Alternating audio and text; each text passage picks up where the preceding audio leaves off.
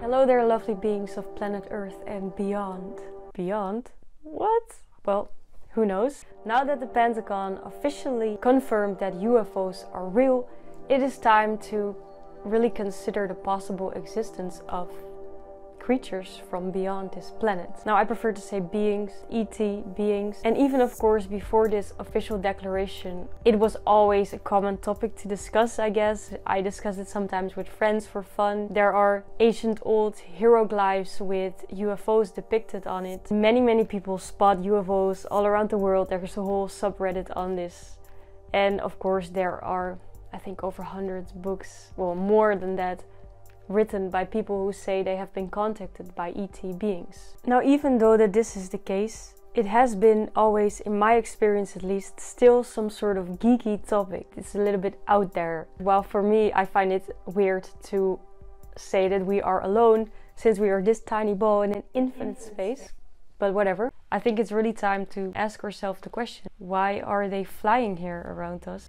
That is what I hope to answer in this video. In a bit I will provide you with the reason why they are flying around us, and then I will outline 5 things that we can learn from them. Some of the lessons are more practical, some are a way of looking at life in the universe.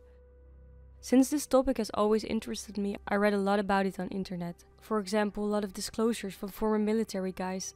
I watched the documentary Unacknowledged by Stephen Greer and the one about Bob Lazar, and I read the books Planet Yarga and From Outer Space. One main recurrent theme in all these sources of information, small spoiler alert, is the message of love.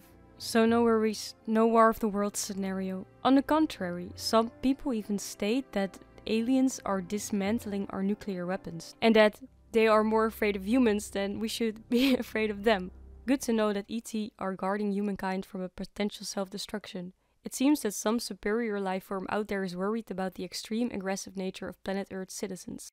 Now, the reason why they might be flying around us but not making themselves known could be that they are aware of the fact that they will create a lot of fear. I think that a lot of people will think of a War of the Worlds scenario and are not ready for it. Another reason, and this is a very interesting one and which I read a lot about in the books and the articles, is that there is a universal law which states that you will never invade in the evolution of another species. It's just an unwritten rule. So now, before I start with the 5 lessons, I'm gonna quote a few lines from an epic song in which an artist channels a message of an ET being from Pleiades. The song is called Pleiadian Message. So this is the alien speaking. No worries, we mean nothing disastrous. We can only enter the planet after you asked for us. We cannot interfere with the human evolution, so we have to witness everything you do with no intrusion. So they have to witness everything we do with no intrusion, and therefore they are secretly contacting several people all around the world, so that those people can pass on the wisdom, for example, through books or songs. And so we still get information on how to improve our lives into a more loving world. So here I'm sharing wisdom from extraterrestrial beings. Lesson number 1. Start living in small communities instead of big cities. I'm speaking now for the Yargians from planet Yarga. They live in sort of silos, and they live in communities from around 10,000 Yargans each. It is a sort of mini village.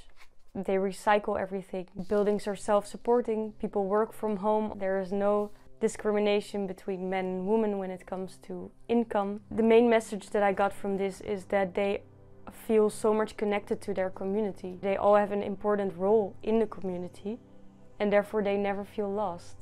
And that's what I look at Earth right now. In a way, I find the big cities amazing and beautiful, but I also think the cities are becoming too big, that people feel lost.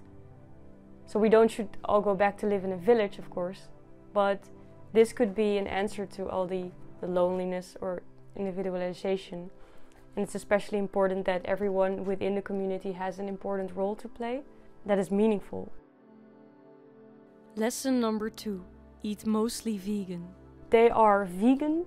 They do eat meat, but they created it themselves in laboratoria, and they find it very, very weird that we kill animals, since they also live in the perception of that everything is connected, one. Therefore for them it's strange that you would kill something that is also connected to you. We're all God experiencing itself in different material forms. But of course you also have different levels and opinions within the extraterrestrial societies, because at Venus they don't eat meat, but they do eat some fish sometimes. And the Pleiadians eat meat rarely. At least that's what I read on the internet. Lesson number 3. Love is the only truth. I'm gonna read a message that Howard Menger received from the Venusians. I thought it sounded a bit difficult at first, but it's a really beautiful message and you can always replay the video. Truth never was, never will be a theory, nor contemplative arrangement of philosophy of men, nor intellectual insights in the minds of men. Truth is. Great men on your planet think of truth in a different light as compared with your brothers from space. For these men, truth communicates with reality, which is the real nature of that which he perceives with his six senses. Man continually seeks his source, the supreme consciousness. And those great men of your holy writings, who touched upon this source, discovered a divine plan for all mankind, one rooted in love, for the supreme consciousness is love. We are dedicated emissaries of this divine plan, to your planet, to those with an evolved insight, for those who are the ones who will receive us. Lesson 4. Act upon this truth.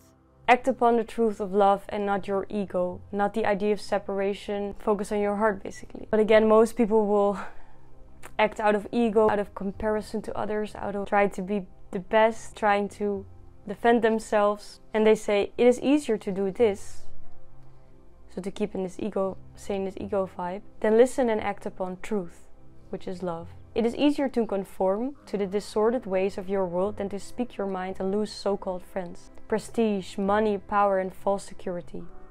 This is the difference between the men you have named Jesus, Moses, Buddha, Confucius and many others, as compared to kings, generals, tyrants and dictators who are all in reality strategic murderers of men. And lesson number 5, well, it's more like a statement. Get ready to become part of the Intergalactic Federation. This is also the goal of spiritual teacher Bentinho Massaro, to establish an enlightened civilization ready for interstellar absorption by the year 2035. Just like we are part as countries in the world now of a United Nations, which is already a beautiful step, of course. If we look back in history, already in the Netherlands only the Catholics and Protestants would slaughter each other when they hopped from village to village. And now we're all well, one country, one Europe, one world.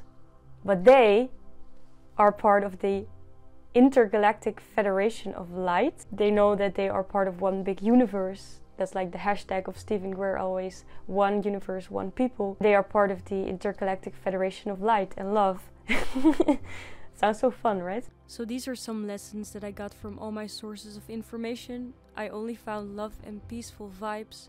Of course, this is just a point of view. I have no idea what UFOs really are. I've never been in touch personally with a being from outer space, but I'm pretty convinced of the fact that this is the truth. So always choose love over fear, and shout out to the universe.